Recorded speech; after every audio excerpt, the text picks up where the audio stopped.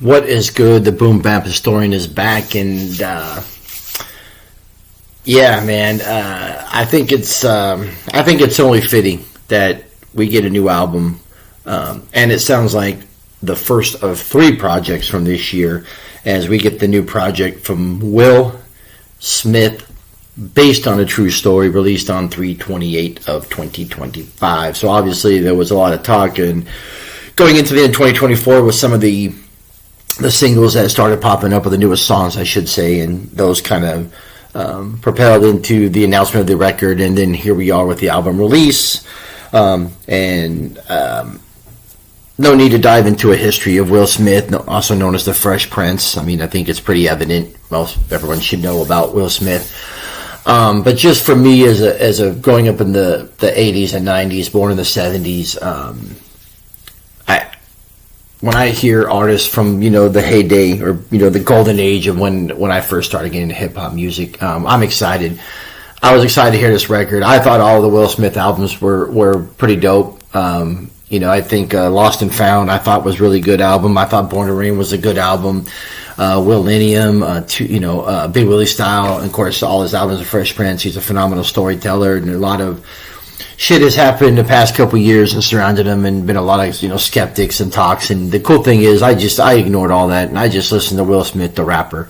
As soon as I heard this project, I did what probably a lot of folks do, is I just started going back to the catalog and listening to Will Smith. So here we are,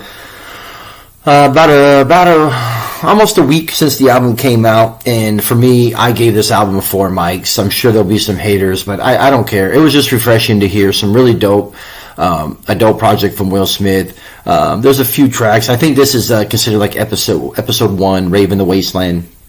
But real quick, I think the album started off with a really dope intro. The Jazzy Jeff and B. Simone with the Barbershop Day intro. I thought it was a really catchy, dope beat. I just thought it was a dope intro. I really enjoyed it. You Looking for Me is another really cool track. The Reverend, Rave's sermon. Rave in the Wasteland, it kind of reminds me of something that would be on the Born to Reign project. It wasn't a bad song by any means, but it definitely has some energy with that track. Bulletproof featuring Jack Ross. Hard Times featuring Tiana Taylor, I thought was a really dope track. Pretty heartfelt. As Figures, Beautiful Scars featuring Obenga was a great song. Of course, Tantrum featuring Joyner Lucas is a phenomenal song. First Love featuring India Martinez. I thought that was a really cool track. Like I said, it's just refreshing to hear Will Smith.